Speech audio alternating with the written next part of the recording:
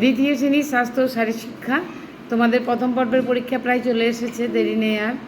বই তো আমাদের সারা হয়ে গেছে, প্রথম পর্বের সিলেবাস শেষ, রিভাইজ হচ্ছে। তাহলে আজকে যেটা পড়াবো সেটা মূল্যবোধের শিক্ষা, আমার প্রতিজ্ঞা।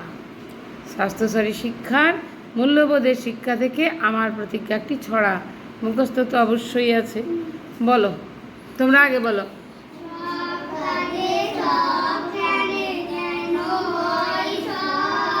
তোমরা